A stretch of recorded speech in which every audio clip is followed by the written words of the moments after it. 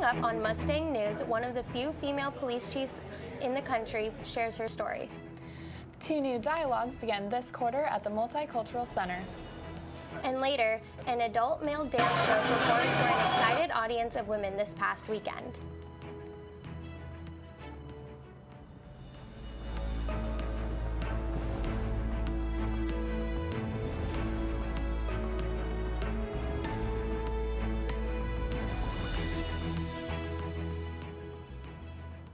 Hello and welcome to today's edition of Mustang News. I'm Callan Hobman. And I'm Michelle Chatfield. Here are the top stories for this week.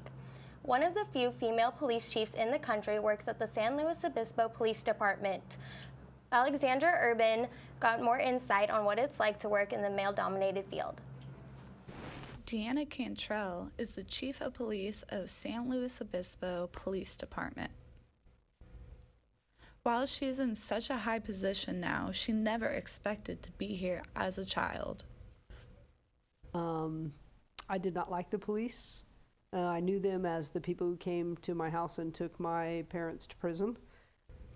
She says being a woman in a male-dominated career, it's hard to find the fine line between being gentle, yet being firm.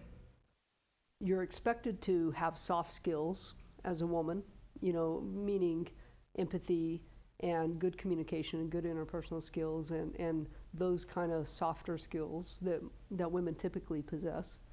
But you're also expected to be able to be direct and be a good decision maker and, have what would be stereotypically more male traits. Chief Cantrell advises women and young girls to ignore the stereotypes and just go for it. Women don't put their name in the hat a lot. And it's scary. And it's competitive and it's a incredibly difficult job. But so I would say for young women, have the confidence in yourself that you're good and you're smart and you're talented and you can absolutely be successful in whatever you want. Alexandra Urban, Mustang News. A multiracial dialogue, Crossroads, and a Latinx dialogue, Pláticas, begins this quarter at the Multicultural Center. The dialogues are meant for students to share their cultural experiences with fellow members. Fourth-year Nimra Aslam says these dialogues are a safe space for minority groups to find a community and further develop their identities.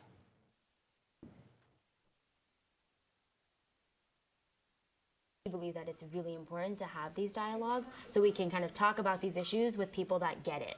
Because that's the portion of, I think, what kind of the majority don't understand is that when I talk to Vinaisha, she gets it. She gets why I'm feeling these emotions, but when I talk to a person who doesn't identify as a person of color, primarily white, they don't get it because they have that advantage over me. Held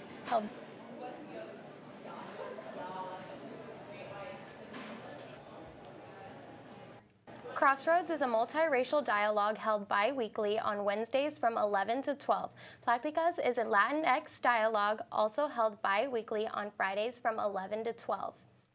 Cal Poly's push for inclusivity and support for underrepresented students on campus has become more present, according to Assistant Dean of Students and Cross-Cultural Center Director Brian Hubain. Hubain said that the Mustang Way has been changed in order to really relate it to Cal Poly's values as an institution around inclusion, equity, and respect. Cal Poly's emphasis on using pronouns like he, she, or they has led to the growth of many other inclusive initiatives. Cross-cultural centers, including the Multicultural Center, Pride Center, and Gender Equality Center, have helped analyze data around gender identities and install more gender-neutral bathrooms on campus. 2 years after a fire destroyed Giuseppe's original location, the Italian restaurant is nearing its reopening in Pismo Beach. Giuseppe's originally started as a Cal Poly senior project by Joe DeFranzo and first opened its doors in 1988.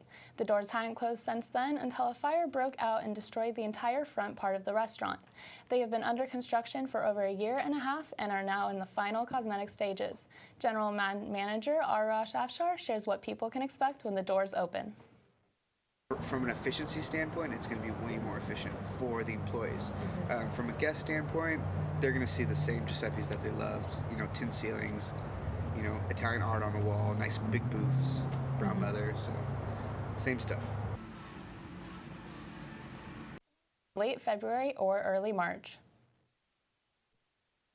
The new year brought minimum wage increase to businesses around San Luis Obispo. Reporter Lauren Plume took to the streets to find out how people feel about this increase. I suppose that, I'm coming from Spokane, Washington, where the minimum wage has also been increasing. I've kind of noticed that a lot of products have also increased in their prices, so I assume something similar to that might come about, but I guess that's just what I'm forecasting. Yeah, I guess something similar. It could be beneficial in the short term, but in the long term, prices would probably catch up. But I'm not an economics major. I don't know these things. I tend to believe it's a good thing, especially for low-income families who are having a hard time keeping up with inflation. I think it'll be good for the economy. I think it'll be good for just consumers, and I think it'll be good for business to be able to provide that minimum wage gap to live at a high-cost city like San Luis Obispo.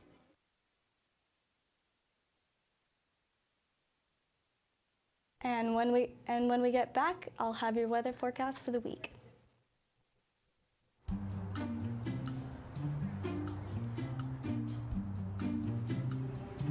Don't worry, 74 people were picked before me in the NFL draft. To fight childhood obesity, United Way and the NFL are helping kids play at least 60 minutes a day. Okay, time for the team obstacle course. Yay! What this place needs is more healthy kids. To get involved or donate, go to unitedway.org/play60. Now I get it.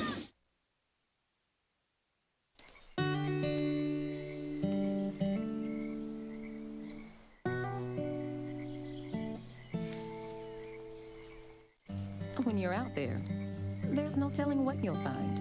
I see it, I see it! Oh, look at you. There are some moments only the forest can inspire. Find yours at discovertheforest.org.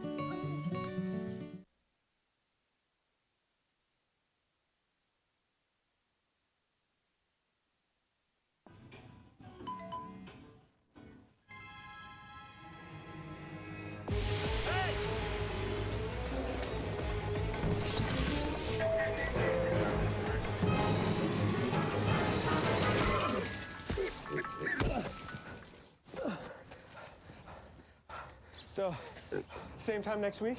Well, of course. Put away a few bucks, feel like $1 million. For free tips to help you save, go to Feed the People. Good afternoon, Cal Poly. I'm Emily Figenstrom with your weather update for the week. We're looking at partly cloudy skies today with highs of 81 and lows of 47. Later on in the week, Wednesday through Friday, we're going to have highs of 70s and lows of 40s. In the North County, we're looking at the temperatures are going to rise throughout the valley. We're going to look at Paso Robles is at 77 degrees down to San Luis Obispo, which is at 81. South County is going to have highs in the upper 80s and the upper 70s with lows in the 40s.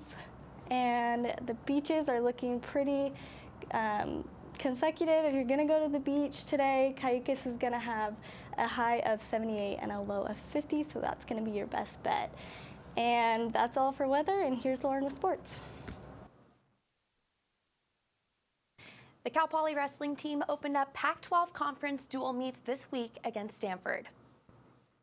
The Mustangs took on the Stanford Cardinals during alumni weekend, but could not beat their nationally ranked wrestlers. Sophomores Matt Wilhelm and Tom Lane earned decisions early in the match, giving the Mustangs an early lead of 6-5. Wilhelm was wrestling up a weight class and was still able to come out on top with a 6-3 decision. Junior Joshie Cortez was also victorious as he earned a swift 6-1 decision. In the end, Cal Poly lost 23-14. The Mustangs' next meet is Wednesday, January 31st at CSU Bakersfield. And the Cal Poly stunt team recently brought home a national championship from the Walt Disney Resort in Orlando, Florida. The girls competed against schools from across the country in a 3-day event that took place January 12th through the 14th. At the end of the long weekend, the Mustangs received the highest overall score in Divisions 1, 1A co-ed, as well as the all-girls competition.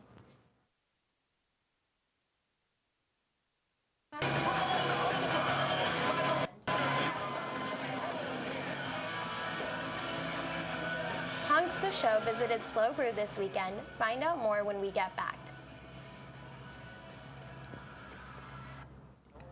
For this year is to basically get the news first so that Cal Poly students are aware. Like there have, so far to start off the beginning of the year, there have been things such as like parking and bus routes, and students have so many questions about that. And so that kind of goes to what I want to do for this year, and is I want to get that information out to students. Good journalism means that we are getting the story out, but that it includes all the information, that it answers all the questions that people are asking.